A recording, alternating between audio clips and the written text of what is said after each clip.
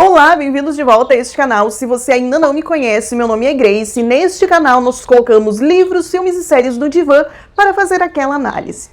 Eu separei um livro para trazer aqui nesse vídeo hoje que faz, de certa forma, você se sentir acolhido. Ao conhecer uma pessoa que, apesar de seus medos e das suas inseguranças, conseguiu vencer todas essas barreiras durante sua vida e conseguiu chegar onde desejava. E o livro que eu estou falando é este aqui, Uma Mente Quieta, de Kay Redfield Jamison. E se você gosta de análise e reflexões sobre livros, filmes e séries de uma perspectiva mais humana, um pouco mais profunda, este é o lugar certo para você. Aproveita, já se inscreve no canal, já ativa o sininho para ficar atento aí a todos os vídeos que entram aqui. E aproveita e já deixa o seu like, que isso ajuda com que o YouTube entenda que o assunto é relevante e envie para mais pessoas.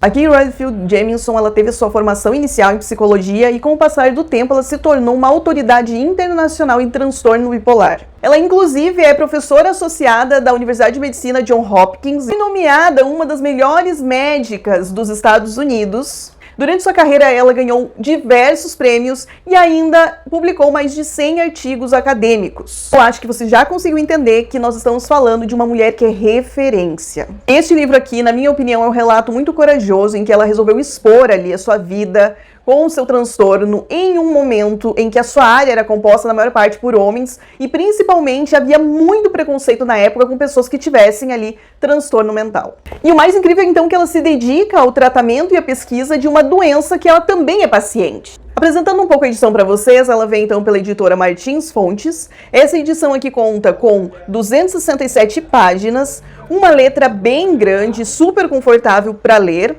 Na verdade, sim, eu adorei essa questão da fonte, com essas margens bem espaçadas, que acaba facilitando muito as anotações para aqueles que, assim como eu, gostam de escrever e gostam de anotar. Vai ser separado em 4 partes que trazem, então, momentos importantes da sua vida. Nessa primeira parte ali, logo que nós vamos conhecer a Kay, nós vamos observar que ela vai contar um pouco sobre a sua vida. Desde a sua infância ali, convivendo com os seus pais, convivendo com a sua irmã. Desde pequena, ela foi estimulada por seus pais para ela se interessar ali por poesia, por teatro, por ciências e inclusive por medicina. Desde cedo, ela já sabia mais ou menos o que ela queria fazer. Ela coloca um pouco dessa responsabilidade aí em cima dos seus pais, que nunca pouparam esforços para ali estar do lado dela, estimulando então o seu interesse. Tanto que com 12 anos ela tinha ali instrumento já para dissecar, ela já tinha atlas de anatomia e inclusive um microscópio. Então, desde pequena, ela já tinha essa clareza do que ela queria ser. Devido ao trabalho do seu pai, ela chegou um momento que ela precisou, então, se mudar de Washington para a Califórnia. E foi a primeira vez que ela perde, então, seus pontos de referência. Conta que ela entrou, então, em uma escola ali com um nível um pouco maior, e ela conta que isso foi um pouco humilhante para ela, porque ela entendia que ela era inteligente. Ela ia muito bem na outra escola que ela estava em Washington e de repente ela foi para uma escola em que ela já não era mais tão boa assim. Encarar as suas limitações foi algo que ela não gostou de fazer, foi algo muito difícil para ela, porém aos poucos ali ela foi se adaptando, foi tentando encontrar o seu lugar no meio dessa mudança que a vida dela passou. Seu pai, sendo ali da Força Aérea, ele acabou assumindo ali na Califórnia um posto de pesquisa, de trabalho científico, mas a sua grande paixão era voar. Era o que ele queria fazer para sempre. A mudança, então, ele acabou sentindo muito também. E ele começou a experimentar momentos de depressão que também o deixavam imobilizado. A primeira crise de transtorno bipolar que ela teve foi no último ano do ensino médio. Então ela oscilava, tinha momentos que ela tinha uma energia para fazer qualquer coisa, era quase como uma droga, ela se sentia muito ativa, ela tinha muita energia. Ela se tornava extremamente produtiva, engatava uma coisa atrás da outra e era extenuante para quem convivia com ela, porque ela não parava nunca. Porém, de uma hora para outra, ela parou. Ela fala o seguinte: eu finalmente reduzi a velocidade. Na realidade, parei de uma vez. Aí ela fala: eu li o mesmo trecho repetidas vezes só para perceber que não tinha absolutamente nenhuma lembrança do que acabava de ler. Não considerava nada interessante, divertido ou digno de atenção. Eu me sentia totalmente exausta e mal conseguia me forçar a sair da cama de manhã. Ela vinha de uma rotina frenética e, de repente, era como se desse uma exaustão nela por tudo aquilo que ela fez durante aquele tempo e agora ela já não tinha mais forças para fazer nada. Aos 18 anos, ela inicia sua faculdade, diferente do que muitos falam até hoje, que são e foram os melhores anos da sua vida. Para ela foram os anos mais terríveis, porque sempre foram intercalados por períodos de mania, que é quando ela tinha muita energia e períodos de depressão.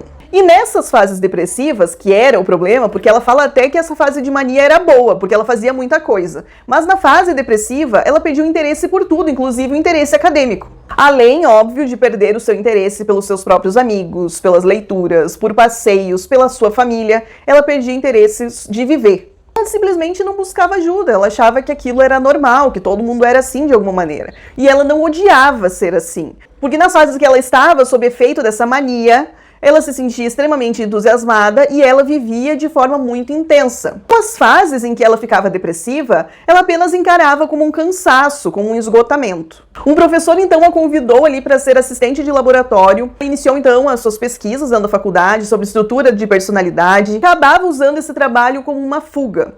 Porque tudo para ela era cansativo, menos as pesquisas. As pesquisas eram as únicas coisas que ela conseguia fazer. E ela diz o seguinte: mergulhei no trabalho e descobri que ele não era só uma fonte de instrução e de renda, mas também um meio de fuga. Ao contrário da frequência às aulas, que me pareciam sufocantes, e como o resto das programações do mundo, baseadas numa suposição de regularidade e constância no humor e no desempenho, a vida dedicada à pesquisa permitia uma independência, uma flexibilidade de programação que eu considerava estimulantes. Diz ainda: o meu histórico da graduação foi consequentemente crivado de notas baixas e cursos incompletos, mas meus trabalhos de pesquisa felizmente compensavam minhas notas frequentemente desanimadoras. Então a gente percebe que ela encontrou nessas pesquisas uma forma dela fugir e se esconder da própria vida. Porém, as coisas não continuaram da mesma forma. Essas crises foram sendo cada vez mais frequentes e mais fortes, causando danos em todas as áreas da sua vida. A velocidade dos seus pensamentos começou a aumentar cada vez mais, até que chegou um momento que ela já não tinha mais controle. E chegou um momento, então, que ela precisou aceitar que ela precisava de ajuda, o que é muito curioso, porque ela trabalhava nessa área, ela via de perto a própria doença que ela tinha. Ou seja, ela sabia exatamente qual era o tratamento para essa doença, porém ela não identificava nela mesma a doença.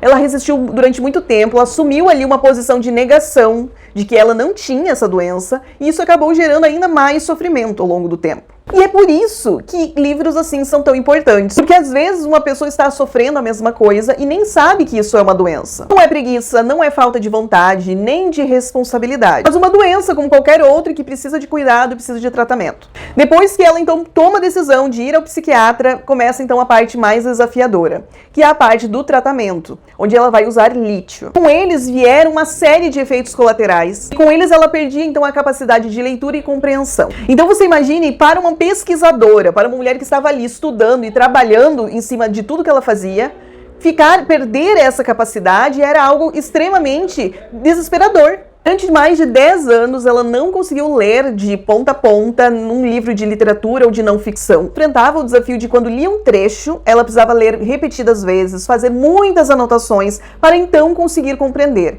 Então o esforço dela para estudar também aumentou muito. Sim, foram muitos altos e baixos durante a vida dela, porque ela não queria acreditar que ela realmente precisava tomar essa medicação. Temos que pensar que nessa década de 70 não era muito comum o uso de medicamentos psiquiátricos, era muito estigmatizado também isso.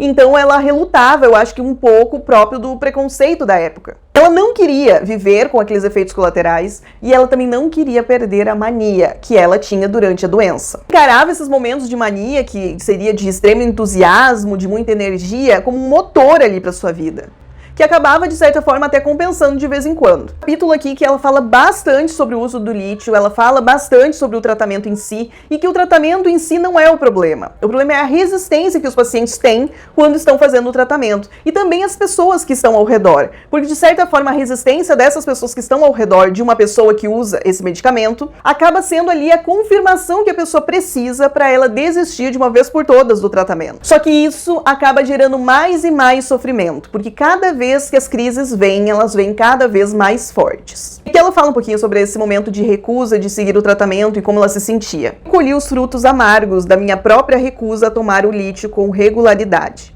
Desde a hora em que acordava de manhã até a hora em que ia dormir à noite, eu sentia uma angústia insuportável e parecia incapaz de qualquer tipo de alegria ou entusiasmo. Tudo era um esforço. Eu duvidava totalmente da minha capacidade de fazer alguma coisa bem.